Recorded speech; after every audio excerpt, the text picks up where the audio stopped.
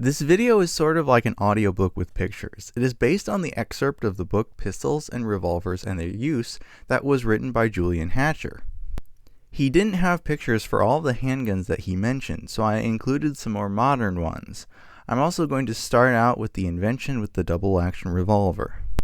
During this period, the Smith & Wesson revolvers had an advantage over the Colt of quicker reloading until the swing-out cylinder was invented. In 1894, the Army adopted the .38 caliber double-action Colt with the swing-out cylinder as it is seen in all modern heavy-caliber revolvers. Improved models of the same weapon were adopted in 1896, 1901, and 1903. The cartridge used was the .38 Long Colt, a less powerful and less accurate cartridge than the modern .38 Special. During the Philippine campaign, complaints soon began to be received from the Army in the field indicating that the .38 did not have sufficient stopping power for use against a savage and fanatic enemy like the Moros. Cases were reported where a Bolo man charging madly towards an American soldier would continue to advance unchecked after 2 or 3 .38 caliber bullets had passed through his body and inflicted fatal wounds. Fanatical strength would enable the Moro to disregard his wounds and continue to advance and slay his victim, only to die later himself.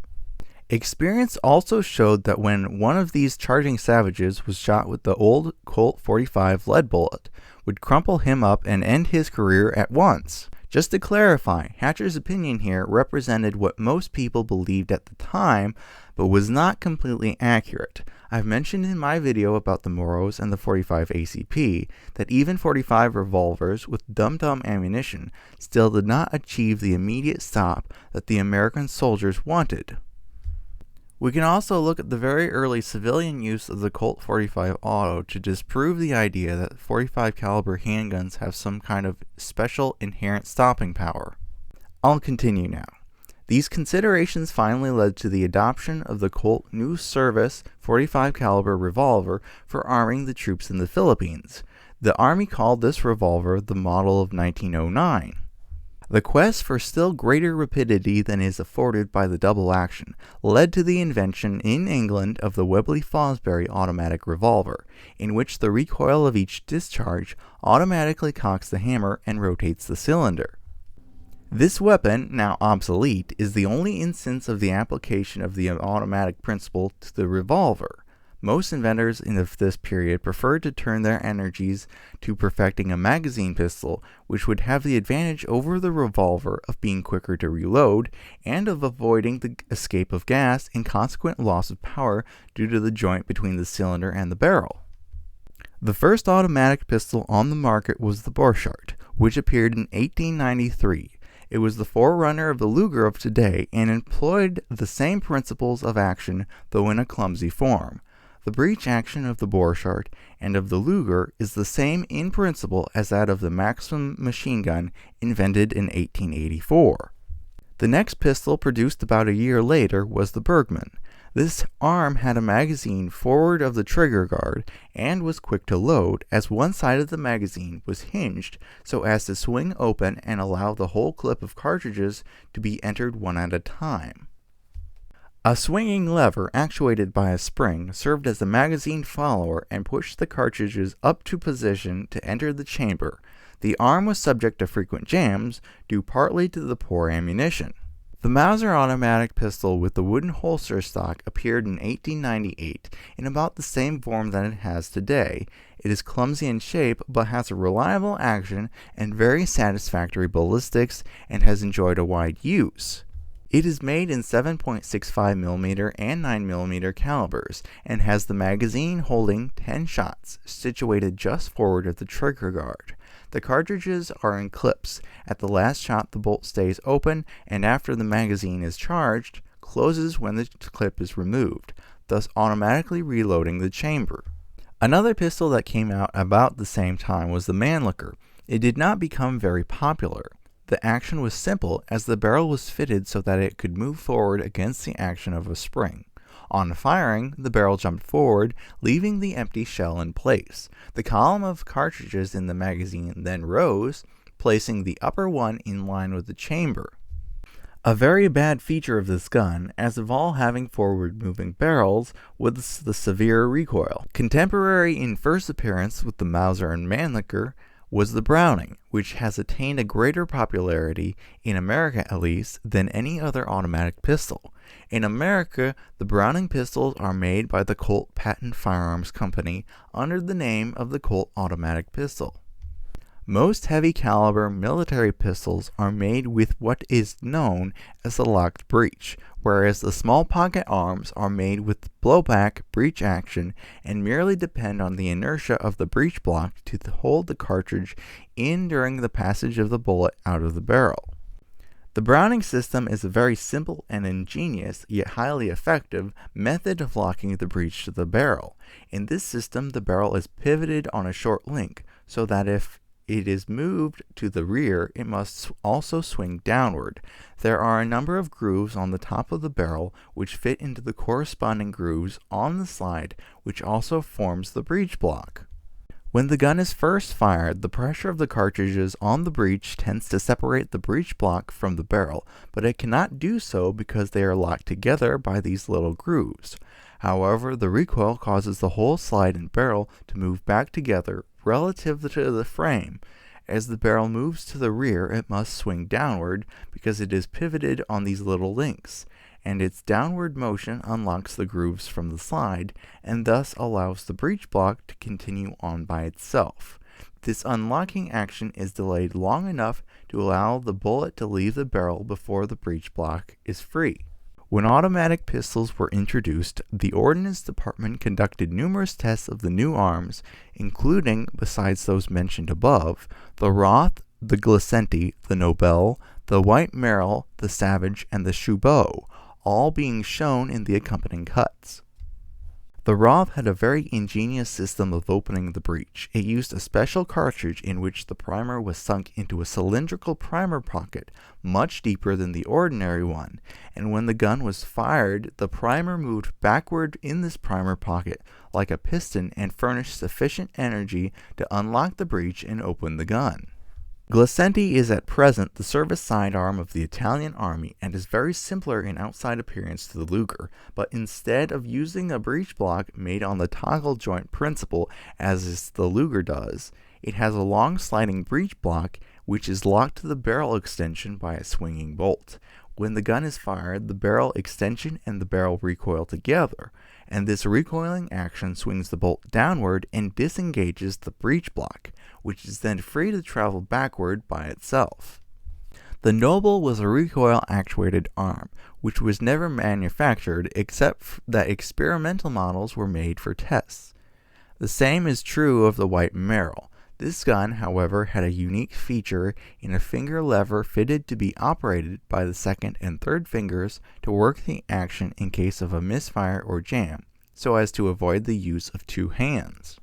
The Savage pistol of .45 caliber was more satisfactory than any of the others tested except the Colt. This Savage pistol did not have an entirely locked breech system, but the breech block was so arranged that when it was moved to the rear, it rotated the barrel slightly. It was said by the inventor that when the gun was fired, the work of spinning the bullet tended to turn the barrel in one direction, while the force of opening the breech block tended to turn it in the other. This made it quite difficult for the breech to be opened as long as the bullet was in the barrel, and therefore somewhat delayed the opening action. However, the opening action in this gun is not delayed so much as it is in the locked breech system, such as that of the Browning, and as a result, the moving parts take up a very high velocity, giving an excessive recoil. The author has one of these Savage 45s, which were sold by the government after the tests, and it is in excellent shooting condition, but it is almost painful to shoot it. It has a much worse recoil than that of any hand firearm in common use. One of the guns which was tested was the Chubot, and this arm, a Danish invention, deserves more than passing notice. Some years ago, the author had an opportunity to experiment intensively with one, and several novel and interesting features were observed. The caliber is .45, 11.35 millimeter, but unlike other military automatics of this size, the breech is not locked, but is held shut against the force of the explosion only by its own inertia and the force of the recoil spring. On shooting, it is at once noticed that recoil is almost entirely absent. This effect is so pronounced as to be almost uncanny. An interesting contrast to this absence of recoil is the tremendous flash and the very sharp report. A chronograph shows that the velocity of the bullet is over 1,600 feet per second, or twice that of the Service 45.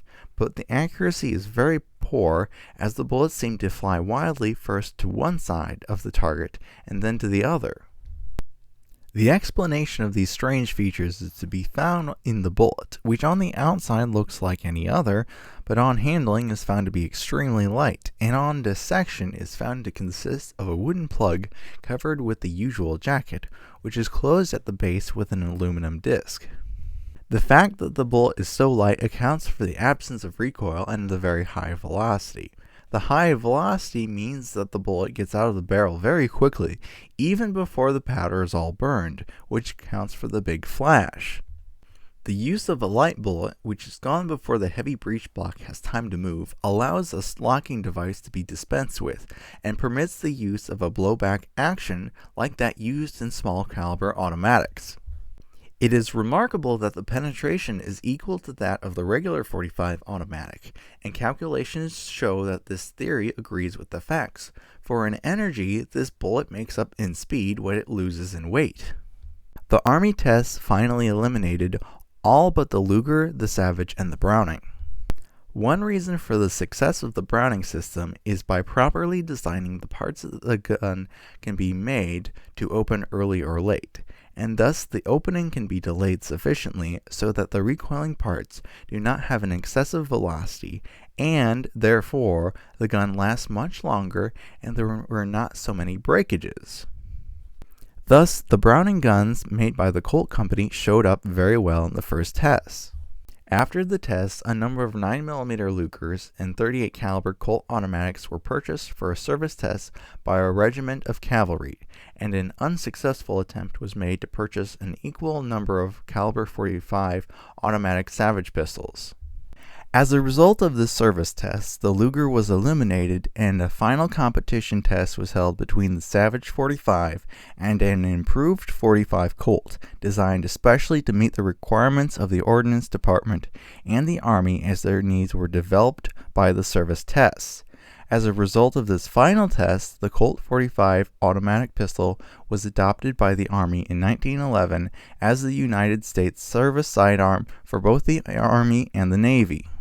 Stepping aside from Hatcher's words for a moment, it is worth mentioning that the U.S. military was not so determined to have a .45 caliber handgun from the outset. Since the .38 Colt pistols and the 9mm Lugers were tested earlier, it is clear that smaller calibers were worth considering. Choosing a smaller caliber handgun certainly would not come with insurmountable difficulties, as history demonstrates. It is not until the Thompson-Lagarde tests of 1904 that we have a set-in-stone requirement for a .45 caliber handgun. If our military had chosen to conduct the Thompson-Lagarde tests in a more useful and scientific manner, there probably wouldn't have been a .45 caliber requirement. Likewise, if the emphasis was put on effectiveness and not arbitrary requirements, it is not hard to imagine that the Army would have come to realize that a small caliber handgun with expanding bullets is more damaging than a .45 caliber 1911 loaded with non-expanding full metal jacket bullets. I also made the argument before that it would be better for the Army to choose to use hollow points instead of full metal jackets in the 1911. This comment was met with a counter-argument that the 1911 was never really reliable with hollow points. Obviously, the reason why this is the case is because it was designed to be used with full metal jackets and not hollow points. If the 1911 was intended to use hollow points from the beginning of its military usage, then we would not have to wait until a more modern era to fix this issue so that we can use more effective ammunition. Also, cavalry officers were surveyed on what their handgun preferences were. The results were that the younger and lower-ranking officers favored a .45 caliber revolver in preference to anything else. Since they outnumbered the higher-ranking officers, the overall opinion was that the revolver is better than a pistol. This is not at all common knowledge, so when people glorify the .45 semi-automatic today, or rather its current version, the 1911, they have no clue that the .45 pistol was not the preferred weapon at the time when they were considering what should be the new standard issue handgun. To be fair though, I don't think that many people were really forward-thinking back then, and they almost certainly didn't realize that both the cavalry and revolvers would be obsolete for the military in the future. Now let's go back to Hatcher's words about the Colt 45. During 16 years it has enjoyed increasing popularity, and it gave a highly satisfactory account of itself in actual service in the World War. The only difficulty encountered by the service pistol during the war was the fact that there were not enough on hand to supply the requirements. Production was pushed to the utmost, and in addition, a quantity of Colt and Smith & Wesson revolvers, chambered to take the .45 caliber automatic pistol cartridge, were purchased. These revolvers, which are now only used as a war reserve, are officially called the model of 1917. During the early months of the war, a new automatic, the Grant Hammond, was submitted to the Ordnance Department for tests. It was made so that on the last shot the magazine was automatically ejected, and when a new magazine was inserted the breech closed, driving a new cartridge into the chamber and leaving the arm ready to fire. The pistol was tested by the author, at that time officer in charge of the experimental department of the Springfield Armory. Aside from its excellent accuracy, it had nothing to commend it. It was more bulky and clumsy than the service pistol and showed a number of mechanical defects such as are common to experimental arms. It was not perfected to the point where it could safely be adopted for service or put into manufacture, and besides, the middle of the war is no time to switch from one model to another without a compelling superiority on the part of the new weapon. The pistol was therefore adversely reported on. From the close of the Civil War in 1865 to the adoption of the automatic pistol in 1911, one improvement or another in the line of hand firearms has been under the consideration by the Army. Since the World War conditions in this regard have been different, and for the time being inventors seem agreed that other weapons need improving more than the sidearm does, for nothing new in this line has been offered in the past 5 years.